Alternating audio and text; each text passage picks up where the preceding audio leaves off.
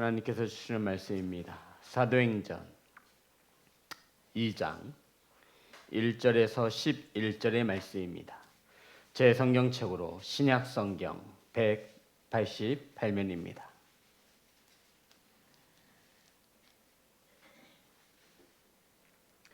사도행전 2장 1절부터 11절 말씀 한 절씩 교독하겠습니다. 오순절 날이 이미 이름에 그들이 다 같이 한 곳에 모였더니 호련히 하늘로부터 급하고 강한 바람 솟은 소리가 있어 그들이 앉은 온 집에 가득하며 마치 불의 혀처럼 갈라지는 것들이 그들에게 보여 각 사람 위에 하나씩 임하여 있더니 그들이 다 성령의 충만함을 받고 성령이 말하게 하심을 따라 다른 언어들로 말하기를 시작하니라.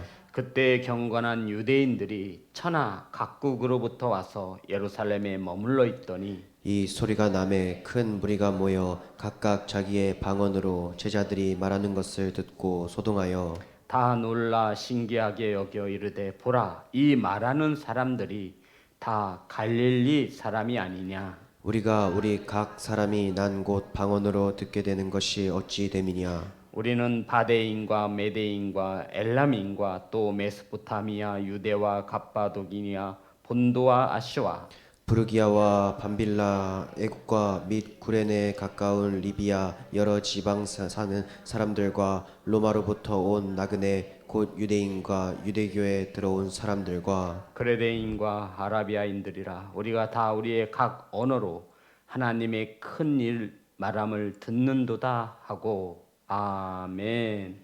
기도하겠습니다. 하나님 말씀을 선포합니다. 하나님의 말씀만이 바르게 선포되어질 수 있도록 성령께서 다스려 주시옵소서. 말씀을 받습니다. 착하고 좋은 마음으로 하나님의 말씀을 받아 하나님의 크신 은혜를 체험할 수 있도록 성령께서 도와주시옵소서. 오늘 시간 책망하시고 깨닫게 하시며 우리의 심령에 성령님 자정하여 주시옵소서. 예수님의 이름으로 기도드렸습니다. 아멘. 인사 나누겠습니다. 사랑합니다. 축복합니다. 오늘 함께 은혜 나누신 말씀의 제목은 성령의 충만함을 받고 따라하겠습니다. 성령의 충만함을 받고. 오늘 말씀에 보니 오순절에 제자들이 다 같이 한 곳에 모여 있었습니다. 이때 호련히 하나님 아버지가 약속한 성령이 임하였고 성령의 충만함을 받은 제자들은 각기 다른 언어로 기도하였음을 오늘 본문은 우리에게 가르쳐주고 있습니다. 성도 여러분, 드디어 성령이 임하였습니다. 우리가 성령을 받을 때 각 사람마다 다르겠지만 성경에서는 성령께서 임하실 때 이렇게 임하신다라고 가르쳐주고 있습니다. 2장 1절의 말씀입니다. 다 같이 합독합니다. 시작. 오순절 날에 이미 이름에 그들이 다 같이 한 곳에 모였더니. 성도 여러분, 예수께서 십자가에 못 박혀 죽으시고 하늘로 올려가신 후 바로 성령께서 오신 것이 아니라 오순절 날이 이를 때, 그죠? 예수님께서 40일 동안 부활하시고 이 땅에 계시다가 올라가셨잖아요. 그죠? 이 오순절이란 헬라어로 펜테코스테라는 뜻입니다. 펜테코스테. 이것을 우리나라 말로 번역하면 50번째라는 뜻입니다. 50번째. 뭐 10번째, 20번째, 30번째, 40번째, 50번째. 이게 오순절이란 뜻입니다. 오순절을 한문으로 풀어보면 5오자에 열흘 순자입니다. 그러니까 5번의 열흘, 이게 오순이란 뜻이에요. 오순절, 50번째라고 하는 뜻을 갖죠. 똑같은 말이죠. 이스라엘 백성들이 우리가 오순절을 알기 위해서는 유월절을 먼저 바르게 아셔야 합니다. 오순절을 알기 위해서 무엇을 아셔야 된다고요? 유월절. 이스라엘 백성들이 애굽에서 400년 동안 노예로 종으로 살았습니다. 그들은 고통 가운데 부르짖었습니다. 하나님, 우리를 언제 구원하여 우리를 자유케 할 것입니까? 이러한 이들의 이스라엘 백성들의 간곡한 부르짖음을 들으시고 하나님은 이스라엘 백성들을 애굽에서 탈출하시기로 구원해 내시기로 마음 먹으셨습니다. 이렇게 해서 모세라고 하는 한 사람을 택하셨습니다. 하나님께서는 모세를 통하여 애굽에서 400년 동안 종으로 살아가던 이스라엘 백성들을 구원해 내고자 하셨습니다. 그리고는 하나님은 이 모세를 바로에게 보냅니다. 내 백성을 풀어주라는 것입니다. 그런데 바로가 마음이 완악하여 하나님의 말을 듣지 않죠. 결국 하나님은 이 애굽 땅에 10가지의 재앙을 내리기로 작정하셨습니다. 바로는 9번째 재앙을 만났음에도 이스라엘 백성들을 놓아주지 않습니다. 성도 여러분, 그래서 마지막 10번째 재앙이 뭐죠? 장자를 죽이는 재앙이 임한 것입니다. 이 장자를 죽인다라는 것, 그러니까 짐승이든 사람이든 애굽에 거주하는 첫 번째가 되는 첫 것이 다 죽는 재앙을 말하는 것이죠. 그런데 성도, 우리가 알아야 될 것은 첫 번째 장자, 첫 것이 죽는다라는 것을 순서적으로 앞에 선 것으로 이해하시면 안 돼요. 우리는 흔히 장자의 죽음 그러면 첫 번째 난 거, 둘째는 안 죽고 첫째만 죽는구나, 이렇게 성경을 우리가 바라볼 수 있는데, 성도 여러분, 애굽 사람들에게 첫 것은 자신의 전부인 것을 말하고 있는 거예요. 우리 한번 성경을 찾아볼게요. 창세기 49장 3절입니다. 하나님께서 첫 것을 죽이시겠다라고 말씀하셨는데 10번째 장자의 죽음에서 창세기 49장 3절 다 같이 합독합니다. 시작. 르우벤아, 너는 내 장자요 내 능력이요 내 기력의 시작이라. 위풍이 월등하고 권능이 탁월하다마는. 성도는 장자는요, 첫 것은요, 기력의 시작이 되는 것입니다. 자, 신명기 21장 17절의 말씀입니다. 신명기 21장 17절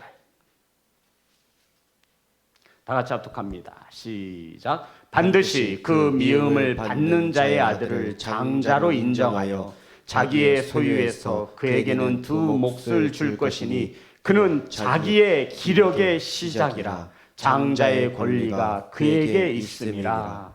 첫 것은 기력의 시작이 되는 것입니다.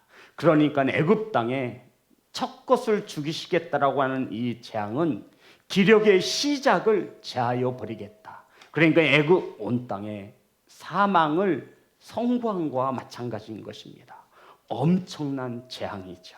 우리 한 절만 더 찾아볼게요. 시편 105편 36편 6절입니다.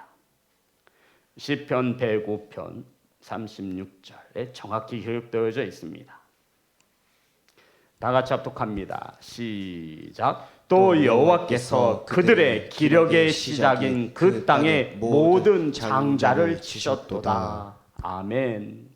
첫 것 장자는 모든 것의 기력의 시작이 되는 것입니다. 둘째 필요 없는 거예요. 장자만 있으면 되는 거예요.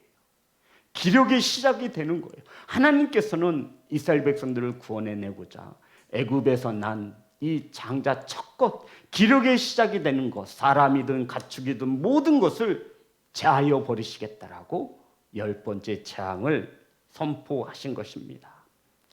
애굽의 첫 것을 죽인다는 것은 애굽 전체를 멸하시겠다라고 하는 하나님의 선포였던 것입니다. 성도 여러분, 이 애굽 땅 중에 이스라엘 백성들은 고센 땅에 모여 살았습니다. 그러면 이 고센 땅 이스라엘 백성들도 첫 것 장자의 죽음을 면하기 위해서는 단 하나의 방법밖에 없었습니다. 어린 양을 잡아 그 피를 문설주에 바르면 죽음의 사자가, 하나님의 사자가 그 가정에, 그곳에는 임하지 않고 패스 오버, 유월절, 넘어간다, 패스하신다, 그냥 넘어가신다라고 약속하신 것입니다.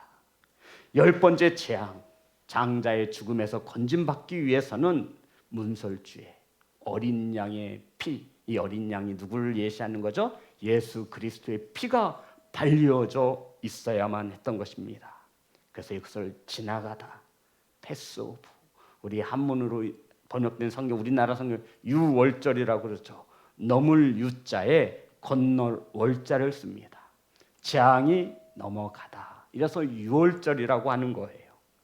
그러니까 이스라엘 백성들이 애굽에서 400년 동안 종살이하던 모든 것을 청산하고 이제 하나님의 약속의 땅을 향해 나아가는 새로운 공동체의 시작, 이것을 기념하는 절기가 유월절이 되는 것입니다. 유월절 다음에 7날씩 7번을 곱하면 77에 49, 다음 날 안식일이 말하는 오늘 성경에 나와 있는 오순절이 되는 것이에요. 이해되셨죠? 유월절이 끝나고 다음 날 예수 그리스도가 우리를 위하여 십자가에 피 흘려 죽으심을 예표하는 이 유월절, 이 있은 후 다음 날 모든 사람들이, 제자들이 마가의 다락방에 다시 모였습니다. 이때 성령이 임하였다라고 성경은 우리에게 가르쳐주고 있습니다. 우리 요한복음 20장 21절부터 22절입니다. 요한복음 20장 21절 22절 다 같이 합독합니다. 시작. 예수께서 또 이르시되 너희에게 평강이 있을지어다. 아버지께서 나를 보내신 것 같이 나도 너희를 보내노라. 이 말씀을 하시고 그들을 향하사 숨을 내쉬며 이르시되 성령을 받으라. 아멘. 부활하신 주님이 두려움에 떨고 있는 제자들에게 나타나셔서 너희에게 평강이 있을지어다. 성도 여러분, 이 말은 제자들에게 무엇이 없다라는 거예요. 평강을 잃어버린 제자들이었어요. 왜냐하면 성경에 보니 유대인들이 두려워 문을 꼭꼭 걸어 잠그고 있었습니다. 베드로가 붙잡혀 갔는데, 예수님이 십자가에 못 박혀 죽으셨는데 다음 차례는 내가 아닐지, 그래서 무서워서 문을 꼭꼭 걸어 잠근 거예요. 이러한 제자들에게 주님이 부활하셔서 나타나셔서 가장 첫 번째로 선포하신 것이 너희에게 평강이 있을지어다. 우리 19절 보겠습니다. 요한복음 20장 19절 다 같이 합독합니다. 시작. 이날 곧 안식 후 첫날 때 제자들이 유대인들을 두려워하여 모인 곳에 문들을 닫았더니 예수께서 오사 가운데 서서 이르되 너희에게 평강이 있을지어다. 아멘. 성도 여러분, 주님과 멀어지면 가장 먼저 나타나는 증상이 뭐냐면 마음에 평안이 없는 상태가 되는 거예요. 평안하시기를 주의 이름으로 축복합니다. 주님의 부활을 믿지 못하는 제자들, 마음에 두려움이 임했던 거죠. 그런 가운데 주님은 제자들에게 평강이 있을지어다 라고 말씀하시고 그들을 향하여 숨을 내쉬며 이르되 성령을 받으라. 아멘. 따라합니다. 숨을 내쉬며. 성도 여러분, 이 숨을 내쉬면은 성경에 딱 2번 쓰였습니다. 예수님께서 숨을 내쉬며 무엇을 받으라? 성령을 받으라. 요한복음 20장 22절에 한 번 쓰였고요. 한 번은 또 언제 쓰였을까요? 예, 막 찔러보세요. 맞추시면 제가 우리 성도님과 귀한 저녁을, 못 맞추면 성도님들이 저한테 저녁을 사셔야 하고요. 또요. 예, 다음에 정답으로 쳐드리겠습니다. 또 막 찔러보세요. 숨을 내쉬며 성령을 받으라. 숨을 내쉬며, 이게 성경에 딱 2번 쓰였는데 한 번이 이 요한복음 20장 22절에 쓰였어요. 또 하나는요, 힌트 드리겠습니다. 창세기에서 쓰였어요. 예, 2장, 창세기 2장. 저 저녁 사주셔야 합니다. 비싼 걸로 먹을 거예요. 창세기 2장 7절입니다.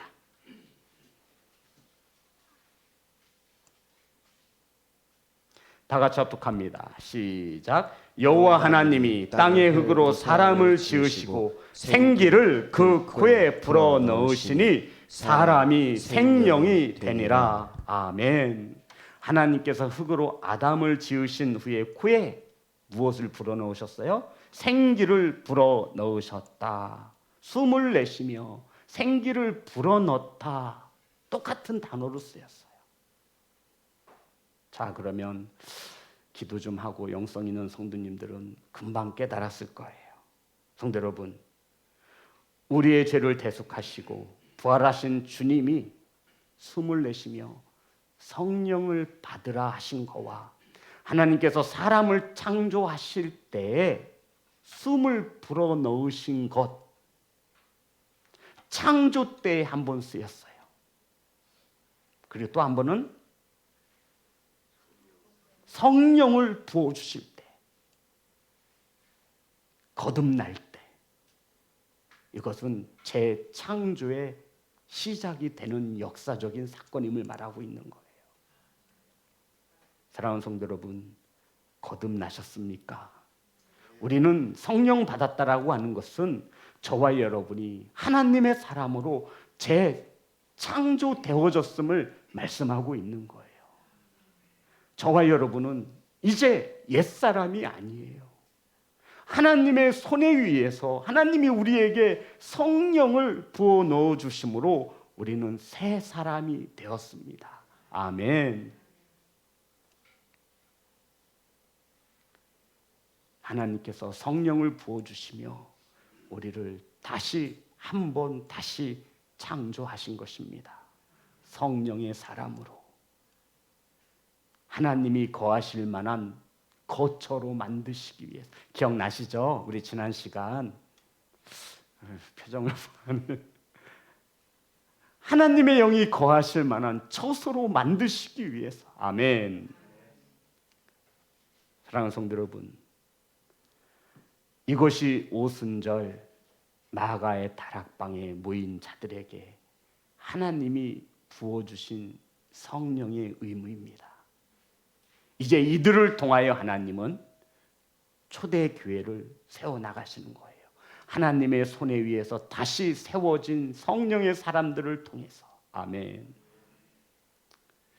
성도 여러분, 성령이 오신다라는 것은 저와 여러분에게 어떤 의미냐면요, 예수님께서 요단강에서 세례 요한에게 세례를 받습니다. 이때 하늘이 열리면서 비둘기 같은 성령이 임하였고 하늘에서 소리가 났습니다.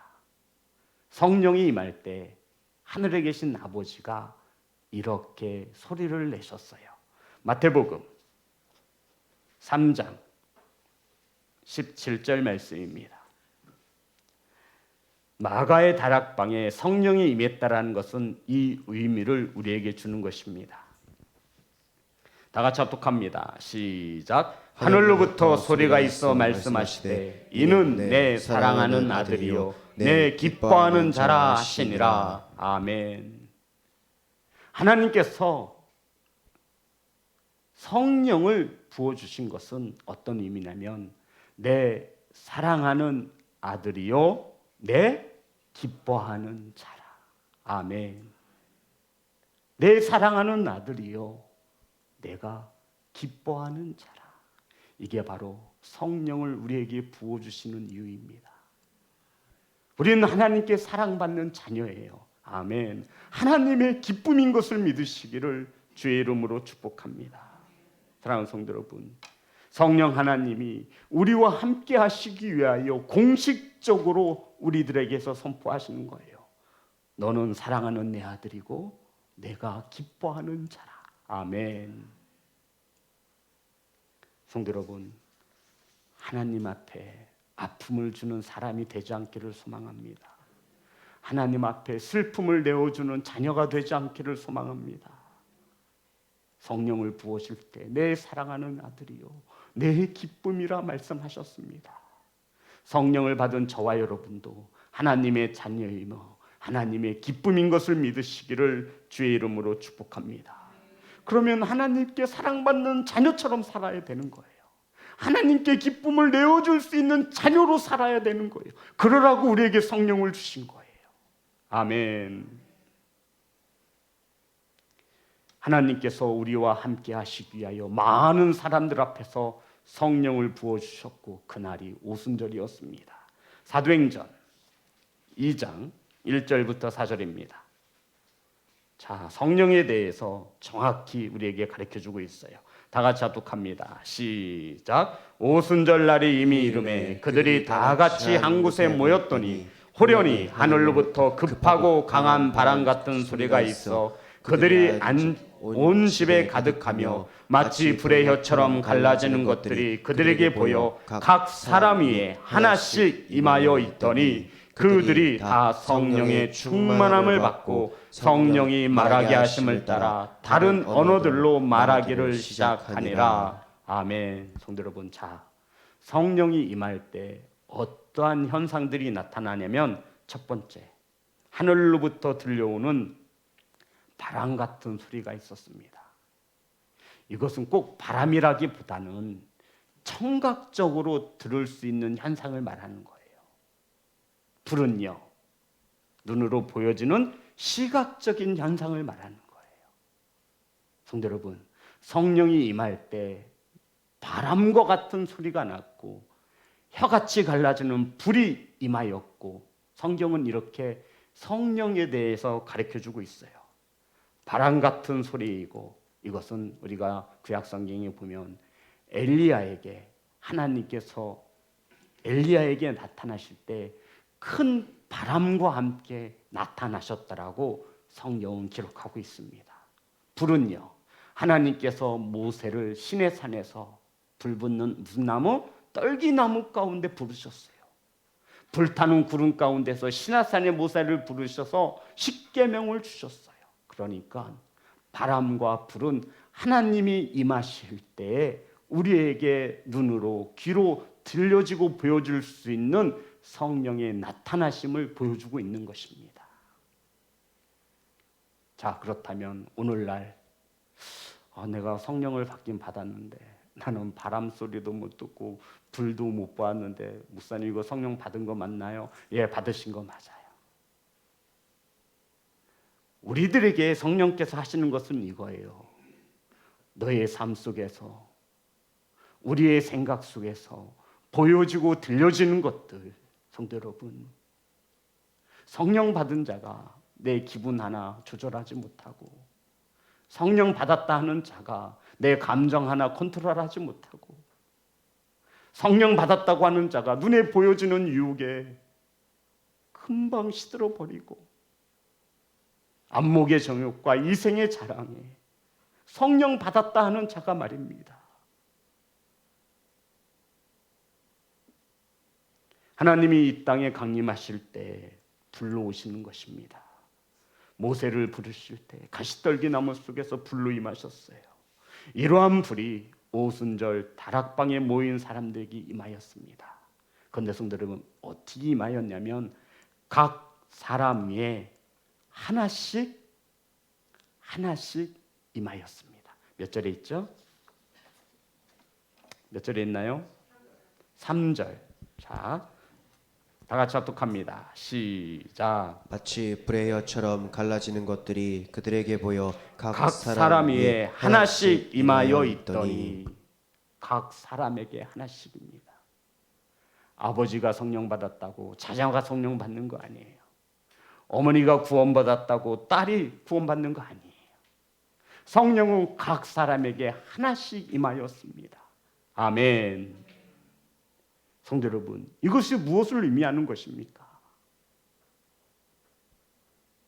이것이 무엇을 의미하는 거죠? 내가 성령 충만하다고 해서 내 아내가, 내 남편이 성령 충만한 것이 아니에요. 이 성령은 각 사람에게 하나씩 임하시는 겁니다. 바꿔 말하면 각 사람에게 성령이 하나씩 임하지도 않을 수 있음을 말하고 있는 거예요. 성령이 임하지 않은 사람은 그리스도인이 아니라 말씀하고 있는 거예요. 성령이 임하지 않고는 천국에 갈 수 없다라고 우리는 지난 시간에도 은혜를 나누었습니다. 각각 사람에게 임하시는 성령님, 아멘. 나이 중요하지 않습니다. 부와 명예 중요하지 않아요. 많이 배우고 못 배우고 중요하지 않아요. 그 성령이 임할 때 가장 먼저 나타난 것이 다른 언어로 따라합니다. 다른 언어로. 자, 사도행전 2장 6절부터 8절입니다. 다 같이 합독합니다. 시작. 이 소리가 남에 큰 무리가 모여 각각 자기의 방언으로 제자들이 말하는 것을 듣고 소동하여 다 놀라 신기하게 여겨 이르되 보라 이 말하는 사람들이 다 갈릴리 사람이 아니냐 우리가 우리 사람의 난 곳 방언으로 듣게 되는 것이 어찌 됨이냐. 성도 여러분, 여기에 보면 다른 언어, 우리 5절에 4절에 보면 그들이 다 성령의 충만함을 받고 성령의 말하심을 따라 다른 언어들로 말하기를 시작하니라. 5절 보면 그때 경건한 유대인들이 천하 각국으로부터 예루살렘에 머물렀습니다. 여기서 말하는 다른 언어들, 이것은 우리가 기도원 가서 불 받아라 해서 불 받아서 그 성령의 충만함으로 신령한 언어 방언이 아니라 말 그대로 다른 나라 언어를 말하고 있는 거예요. 그러니 참으로 무지한 목사들이 많이 있지요. 갈릴리 사람인 제자들이 방언이 듣는 사람에게 자기 나라의 언어로 들려졌다라는 거예요. 누가 하신 거예요? 성령께서 하신 거예요. 왜요? 왜 제자들이 말을 할 때 각각 세계 만국에서 모인 사람들의 모국어로 듣게 하셨냐라고요. 내가 우리나라 말로 말하면요, 우리 전사님 미국에서 왔으니 영어로 들리게 하셨다라는 뜻이에요. 이해되시는 거죠? 난 한국말로 말했는데 안경리 사님이 프랑스 사람인데 프랑스어로 듣게 하셨대요. 그래서 이들이 말해요. 야, 너희들은 갈릴리 사람 아니냐? 이게 무슨 말이에요? 배우지 못한 것들 아니냐? 시골 무지랭이들 아니냐? 근데 너희들이 어찌 이런 언어를 구사할 수 있느냐? 나는 한국말로 말했는데 듣는 이들은 각각 자기 나라의 모국어 방언으로 듣게 하셨더라고요.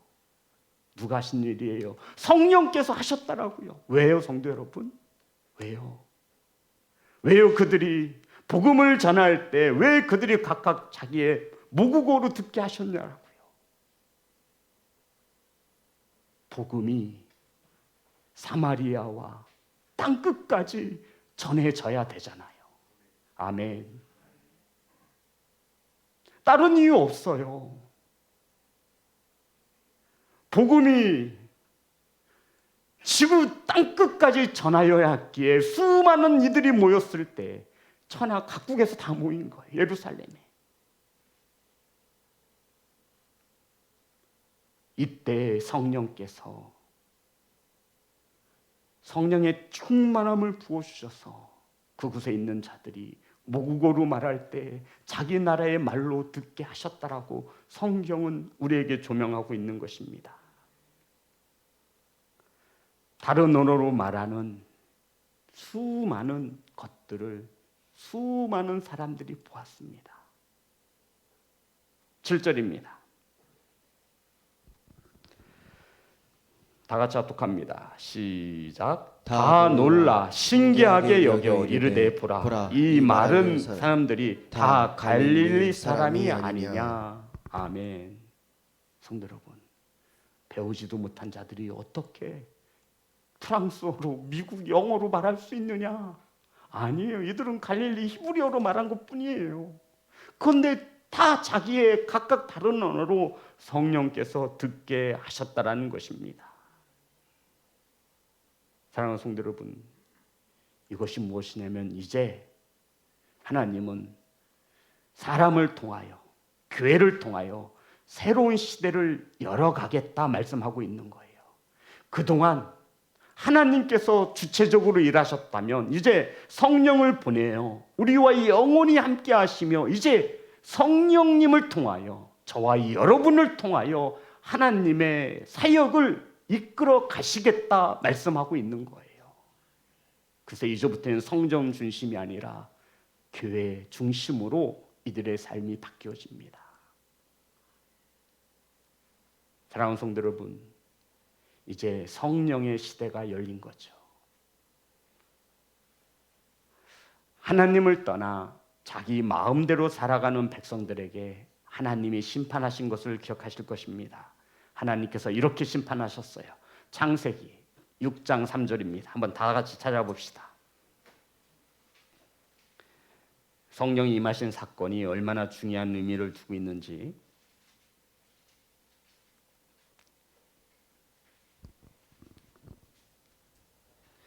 창세기 6장 3절 다 같이 합독합니다. 시작. 여호와께서 이르시되 나의 영이 영원히 사람과 함께하지 아니하리니 이는 그들이 육신이 되리라. 그러나 그들의 날은 120년이 되리라 하시니라. 아멘.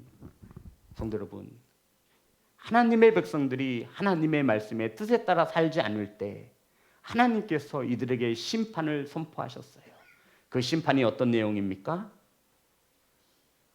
나의 영이 영원히 사람과 함께 하지 아니하리니. 아멘. 제 성경에만 그렇게 써 있나 봐요. 우리 창세기 6장 3절 다 같이 다시 한번 합독하고, 이 창세기 6장의 말씀들을 보면 백성들이 하나님의 말씀에 순종하지 않는 거예요. 자기 마음대로 살아가는 거예요. 자신의 생각처럼. 그래서 하나님께서 이렇게 심판하고 있다고요. 6장 3절 자, 제가 읽겠습니다. 잘 들어보세요. 여호와께서 이르시되 나의 영이 영원히 사람과 함께하지 아니하리니 이는 그들의 육신이 됨이라. 하나님께서 이들을 심판하신 내용을 보면 뭐예요? 나의 영이 영원히 사람들과 함께하지 않겠다. 이것이 하나님이 심판하신 거예요. 하나님을 떠나 자기 마음대로 살아가는 사람들에게 하나님이 무엇이라고 심판하셨냐면 나의 영이 영원히 사람들과 함께하지 않을 것이다. 그리고 시간이 흘러 죄 가운데 죽을 수밖에 없는 우리를 구원하시기 위하여 하나님께서 예수 그리스도를 이 땅에 보내셨습니다. 그리고는 이 예수가 하늘로 올려지신 후 아버지께서 약속하신 하나님의 영을 다시 보내주신다 약속하셨어요. 너희들은 예루살렘을 떠나지 말고 기다리라는 것이지요. 사랑하는 성도 여러분, 여기서 말하는 나의 영이 영원히 사람과 함께하지 않으리니 하나님의 심판이 무엇이라고요? 나의 영이 영원히 사람과 함께하지 않는 것. 함께하지라고 하는 이 단어를 주목하라고 위해서, 함께하지 않을 것이라고 하는 이 단어를 설명하기 위함이에요. 이것이 히브리어로 야돈이라는 단어를 썼습니다. 함께하지 않을 것이다, 나의 영이. 이것은 재판이란 뜻이에요. 우리나라 말로 번역하면 이제 나는 너희들을 재판하지 않을 것이다 라는 뜻이에요. 성도 여러분, 기억나시나요? 하나님의 심판 중에, 형벌 중에 가장 무서운 게 뭐예요? 무관심이에요. 회초리도요, 사랑해야 때리는 거예요.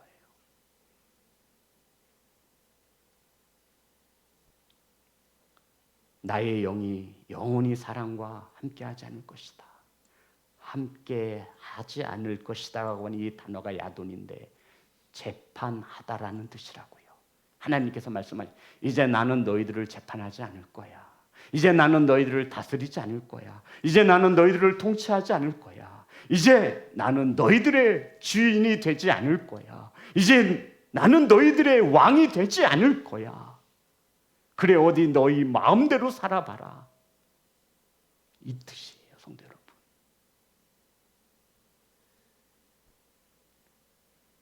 나의 영이 내가 이제 사람들을 재판하지 않을 것이다.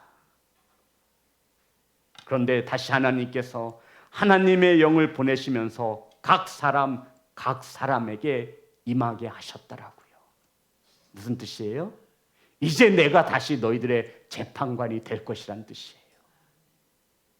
이제 다시 내가 너희들의 왕이 되어줄 것이란 뜻이에요.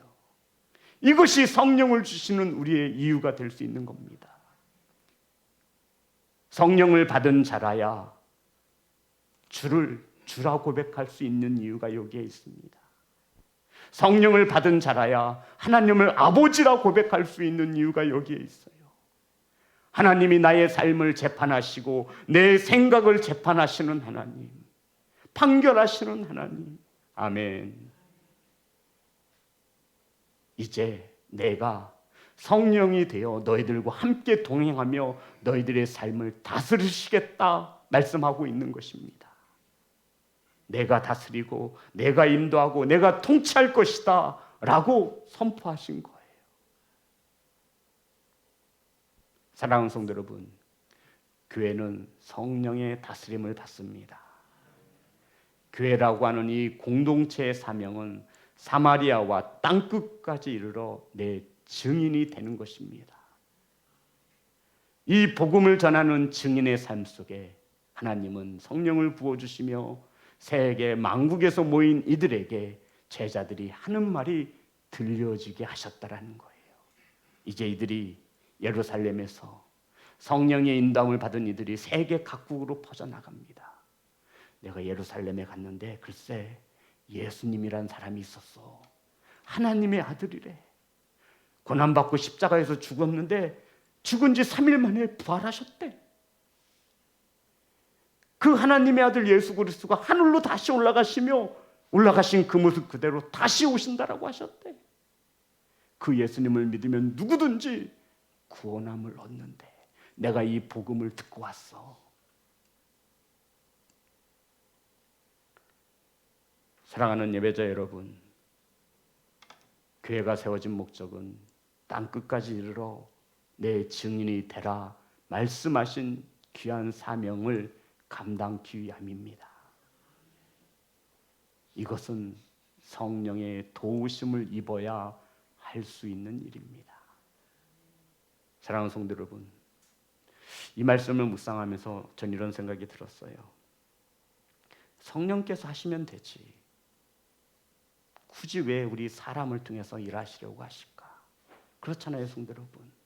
전능하신 하나님께서 그냥 확 강권적으로 북한에 복음을 전하게 하시고 확 뒤집어지게 하시면 되실 일, 간단한 일을 왜 이 증인된 삶을 우리에게 숙제처럼 내어주셨냐고요.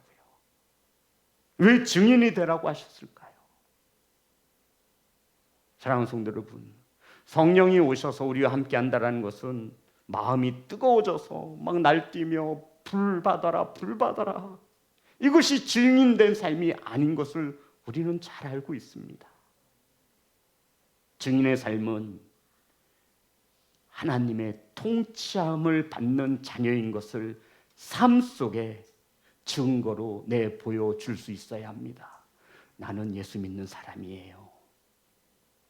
내 생각, 내 언어, 내 삶을 보세요. 성도 여러분, 우리는 땅끝까지 이르러 증인이 돼야 하는데 이 증인은 성령의 도우심을 입어야 할 수 있더라고요. 우리가 하나님의 손에 의하여 재창조되어진 새로운 사람인 것을 믿으시기를 주의 이름으로 축복합니다. 그래서 예전 것은 모두 다 부서지는 거예요. 그럼에도 우리가 아직도 내 안에 쓴뿌리가 남아있어서 변화되지 못한다면 우리는 성령의 도우심을 더욱 바라야 합니다. 아직도 내 안에 내 것이 살아있어서 하나님의 재판장이신 하나님의 손에 움직여지지 아니하고 불쑥불쑥 내 것이 나오는 거예요. 성령의 다스림을 받지 못해서입니다. 사랑하는 성도 여러분, 성령을 받았다라고 하는 것은 내 인생의 주인이 내가 아니고 성령이심을 고백해 드리는 것입니다. 그래서 우리는 이제 그만 주인의 눈치를 살펴야 합니다. 누구의 눈치를 살피라고요? 재판장이신 주인의 눈치를 좀 살펴야 돼요. 이제 내 생각과 내 기분은 들어가야 돼요. 그리고는 성령의 다스림을 받는 거예요. 성령의 통창을 받는 거예요. 성령의 도우심을 받는 거예요. 그리고는 언어와 생각 속에, 내 삶 속에 성령의 열매로서 나타내 보여주어야 해요. 예수 믿는 사람은 이렇게 사는 것이라고. 아내와 남편에게 인정받으라 그랬죠. 자녀에게 인정받으라 그랬죠. 예루살렘에서부터 시작하는 겁니다. 내 삶의 주변에서부터 변화되어져야만 해요. 사랑하는 예배자 여러분, 내 뜻대로 살아가는 것이 아니라 성령이 임하였으면 이제 나의 주인이신 주인의 뜻대로 살아가는 겁니다. 하나님을 사랑하되 어떻게 사랑하라고요? 스스로 조심하여 하나님을 사랑해야 합니다. 이 중에 하나님을 사랑하지 않는 사람이 누가 있어요? 제가 볼 때 금요 예배에 나올 정도면 하나님을 모두 다 사랑하는 이들이에요. 그런데 하나님은 자기 마음대로 사랑하라고 하지 않으세요. 환경에 따라 변함에 따라 그렇게 사랑하라고 말씀하지 않고 있어요. 스스로 조심하여서 하나님을 사랑하라고 말을 해요. 너의 재판장이신 하나님을 알라라는 거예요. 내 기분대로 사는 인생이 아니라 우리의 재판장이신 하나님의 뜻에 따라 살아갈 수 있는 성령의 충만함을 받은 성도가 되시기를 주의 이름으로 축복합니다. 성도 여러분, 우리의 몸과 삶은 성령이 거하시는 전인 것을 믿으십니까? 네, 맞습니다. 그래서 우리의 몸, 우리의 이 삶은 성령의 거처가 되어져야만 해요. 그래서 우리는 반드시 하나님의 손에 의해서 다시 재창조되어져야 합니다. 그러기에 우리는 반드시 성령을 힘입어야 합니다. 성도 여러분, 성령의 충만함을 받는 거 지난 시간 눈에 나누었죠. 첫 번째, 예수님을 믿으면 됩니다. 나의 구주로.